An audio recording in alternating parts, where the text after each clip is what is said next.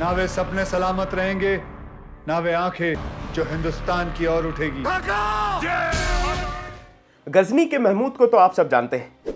17 बार भारत पर रेड की और इन रेडों में सोना, हीरा, चांदी, मोती इस तरीके की चीजों को लूट कर ले गया।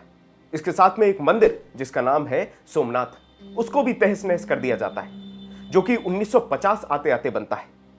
अब मजेदार बात यह है कि इस लूटपाट के बाद गजनी का हाल यह था कि कुछ सालों के लिए गजनी को टैक्स फ्री कर दिया था। कुछ मायनों में देखें तो दुबई बन गया था गजनी। एक और मजेदार बात यह है कि यह 1000 से 1025 तक के सिलसिले में हमें यह पता चल गया था कि गजनी और सेंट्रल एशिया के इलाकों में किस तरीके की स्थिति है। आज अगर मैं बताना चाहूं तो उदाहरण के लिए इस तरीके से समझिए कि खाने वाले 50 हैं और रोटियां सिर्फ 5।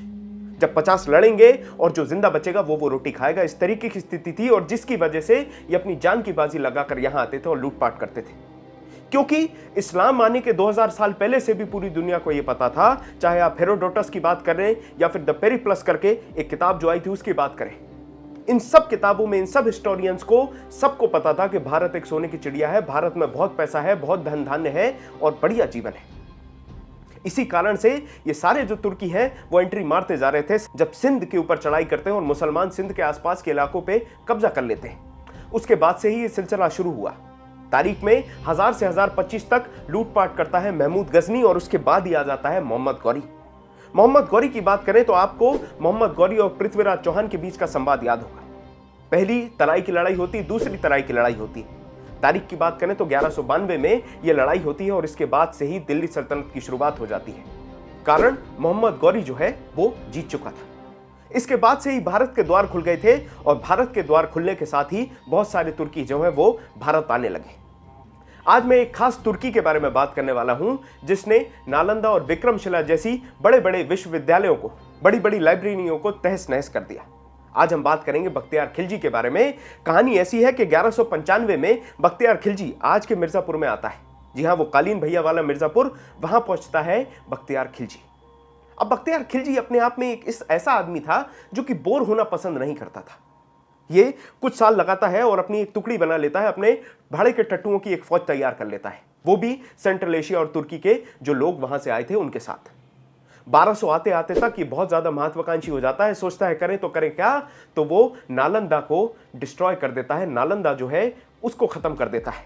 कहा जाता है कि 6 महीने तक जलती है और बख्तियार खिलजी 2 लोगों के ऊपर अपना पूरा रोष, अपनी पूरी गुस्सा उतारता है। सबसे पहले ब्राह्मण और दूसरे बुद्ध। मजे की बात यह है देखने वाली कि थोड़े दिन बाद ही नालंदा के विक्रमशिला को भी खत्म कर दिया जाता है। हालांकि हिंदुओं और बुद्धों के ऊपर बाकायदा रोष निकाला गया, काफिर कह के इनको परेशान किया गया, इनकी जान ले ली गई, पर खासा देखा जाए तो बख्तियार खिलजी बुद्धों को लेकर कुछ ज्यादा सख्त था।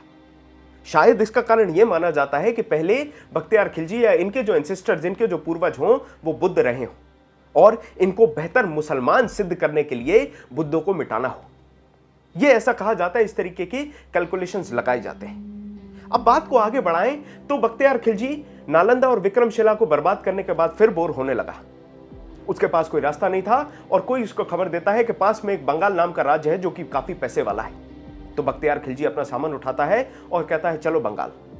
रास्ते में जो भी पड़ता है, झारखंड के जंगल पड़ते हैं और भी जगहें पड़ती हैं, तीर्थ यात्री पड़ते हैं, उन सबको लूटता पाटता बलात्कार करता हुआ आगे बढ़ता है बंगाल। अब जब वो बंगाल पहुंचता है तो बंगाल में लक्ष्मण सेन नाम के राजा हुआ करते थे। कहानी ऐसी है कि लक्ष्मण सेन के सामने बख्तियार खिलजी आ जाता है। उस समय लक्ष्मण सेन जो है वो गिनी चुनी छोटी सी टुकड़ी के साथ जा रहे थे और इसी समय बख्तियार खिलजी इनके ऊपर हमला करता है। किस्मत की बात यह है कि लक्ष्मण सेन वहां से बच जाते हैं और फिर बंगाल और बख्तियार खिलजी की तुर्की फौज लगभग 50 साल तक एक दूसरे से लड़ती रहती है बंगाल पर कंट्रोल हासिल करने के लिए। पर बख्तियार खिलजी की पर्सनालिटी के बारे में एक बात मैंने आपको बता दी है। बख्तियार खिलजी बड़ा ही इंपेशेंट आदमी था, बहुत जल्दी बोर हो जाता था। लगभग बंगाल के हमले के 2 साल बाद बख्तियार खिलजी और बोर हो जाता है। वो कहता है अब करें तो करें क्या। और यहीं पर बख्तियार खिलजी को एक आइडिया आता है कि हम हिमालय को पार करेंगे और तिब्बत का जो राज्य है उसको जीतेंगे। अब जब तिब्बत के राज्य को जीतने की बात करी जाती है तो उसको तिस्ता नदी पार करनी थी। तिस्ता नदी को पार करके बख्तियार खिलजी पहुंचते हैं कामरूप राज्य में, जो कि आज का आसाम है। वहां पर भी रास्ते में वही लूटपाट, बलात्कार, इस तरीके की स्थितियां बनाते हुए जाते हैं और कामरूप के राजा से कहते हैं कि हमें आपके कुछ फौजी चाहिए क्योंकि हमें तिब्बत का जो राज्य है उसको जीतना है। अब कामरूप का राजा थोड़ा सा चालाक था, उसने जो सोल्जर्स है उनकी सप्लाई में डिले कर दिया। उन्होंने कहा कि समय लग रहा है, थोड़ा समय दीजिए। लेकिन बख्तियार खिलजी बड़ा ही इंपेशेंट आदमी, बड़ी जल्दी बोर हो जाता है, तो वो अपने आप से ही अकेला जाने लगता है, आगे बढ़ने लगता है। किस चीज के लिए? तिब्बत पर चढ़ाई के लिए। रास्ते में अलग अलग पुल आते हैं जिनसे उनको नदियां पार करनी थी। एक पर्टिकुलर स्टोन ब्रिज या फिर पत्थरों के पुल की बात करी जाती है, उसको पार करती है बख्तियार खिलजी की फौज और आगे जाने लगती है। पर जैसा बख्तियार खिलजी ने सोचा था वैसा हुआ नहीं, स्थिति और विषम होने लगी और उनको वापस लौटना पड़ा। वापस लौटने में काफी कबायली, काफी गुरिल्ला फोर्सेस ने उनके ऊपर हमला करा, अलग अलग ट्राइबल्स ने उन पर हमला करा, जिसकी वजह से उनकी जनसंख्या भी कम हो रही थी, उनकी फौज भी कम हो रही है और इसके साथ में सप्लाईज भी बहुत कम होती जा रही है। ऊंचा पहाड़, सप्लाईज कम, ऐसी स्थिति आ गई थी कि फौज को अपने खुद के घोड़े ही खाने पड़े थे। वापस जब वो नदी पार करने आ रहे थे उस पत्थर के पुल पर, तो वो देखते हैं कि असम की फौज ने उस पत्थर के पुल को ही खत्म कर दिया है। अब वापस तो आना था, कितने दिन रुकते बिना खाने के, बिना पानी के? तो कुछ बख्तियार खिलजी की फौजें कोशिश करते हैं तेज बहाव वाली नदी को पार करने का और वो अपनी जान गंवा देते हैं। जैसे तैसे बख्तियार खिलजी मुट्ठी भर सिपाहियों के साथ वापस पहुंचता है। पर अब वो बख्तियार खिलजी नहीं था जिसने नालंदा या विक्रमशिला को जलाया, या फिर वो बख्तियार खिलजी नहीं था जिसने बंगाल के ऊपर हमला किया। अब वो सिर्फ एक छोटा सा सरगना रह गया था और बहुत ही दुखद बात यह है कि आप देखेंगे कि उसी की फौज के एक सिपाही ने उसको मार डाला और यहीं पर बख्तियार खिलजी का अंत होता है।